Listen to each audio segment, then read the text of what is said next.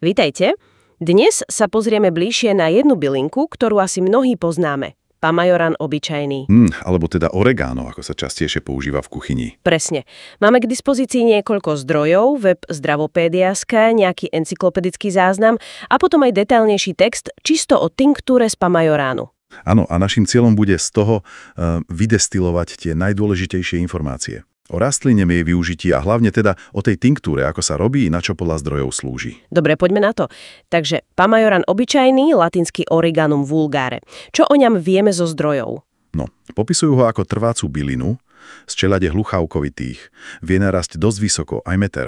Meter? To som nevedela. Áno, jeden zdroj to uvádza.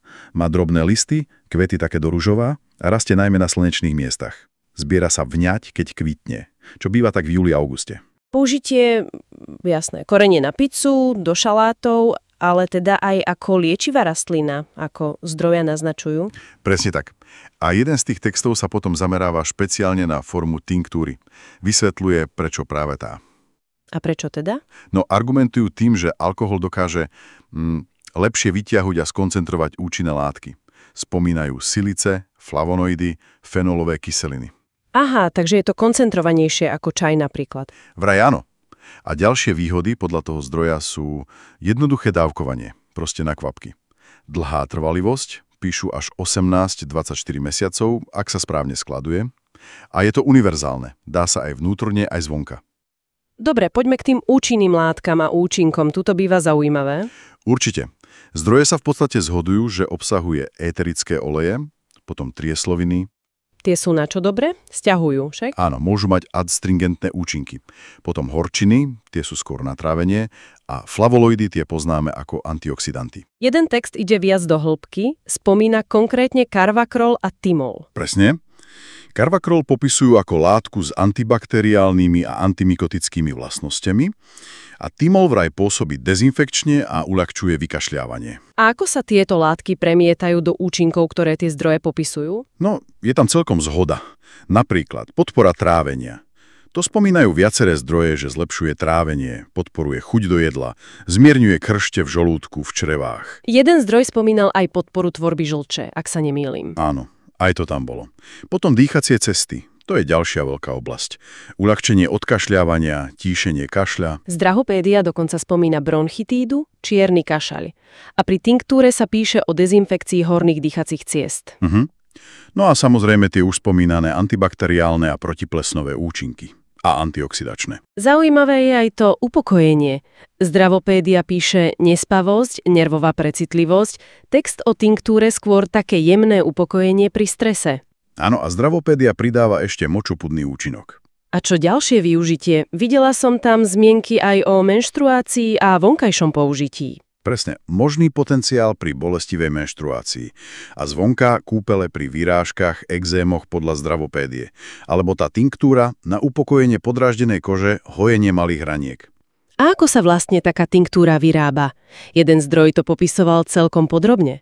Áno, je tam návod, v podstate treba nazbierať tú kvitnúcu vňať, ideálne vraj do poludnia, potom nasekať. Nasekať na drobno? Asi áno, aby sa lepšie vylúhovale.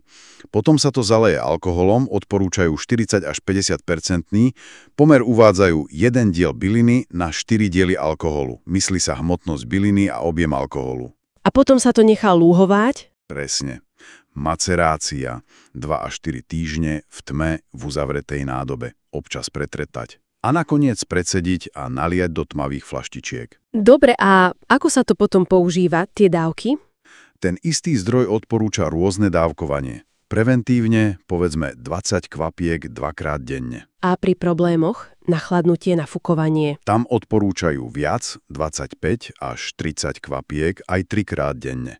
Pre deti od 6 rokov sú dávky samozrejme nižšie. Rátajú to 1 kvapka na 10 kg hmotnosti, 2-krát denne. A to vonkajšie použitie? Tam sa to riedi.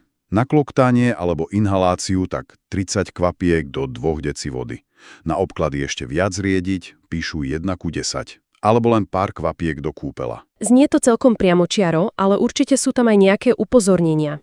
Na čo si dať pozor? Určite áno. A ten text o tinktúre je v tomto dosť dôsledný.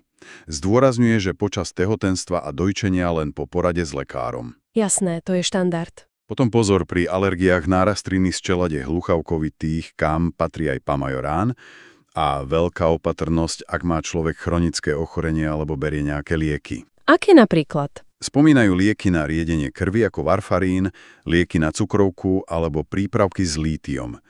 Tam je naozaj dôležitá konzultácia s lekárom alebo lekárnikom. A čo ak to človek preženie s dávkou? Môže to podráždiť žalúdok.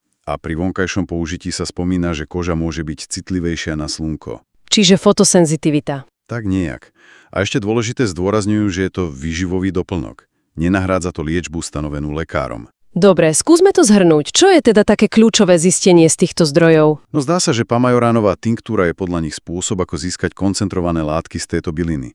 A tie sa najčastejšie spájajú s podporou trávenia a dýchacích ciest. Áno, to tam rezonovalo najviac. Ale zároveň je kľúčové to zodpovedné užívanie. Správne dávky, rešpektovať tie upozornenia, možné kontraindikácie. Je vlastne zaujímavé vidieť, ako sa tradičné poznatky spájajú s tými novšími informáciami o konkrétnych látkach. A mne napadla ešte jedna myšlienka na záver, tak trochu inšpirovaná tým textom o výrobe. Čo myslíš, nakoľko môže samotný proces, keď si človek doma takú tinktúru vyrobí, ten kontakt s rastlínou, tá starostlivosť ovplyvniť jeho vzťah k prírode? A možno aj k takej tej myšlienke, že sa vieme o seba do istej miery postarať aj sami? To je dobrá otázka na zamyslenie. Ten proces môže byť sám o sebe terapeutický a určite prehlbuje spojenie s tým, čo používa.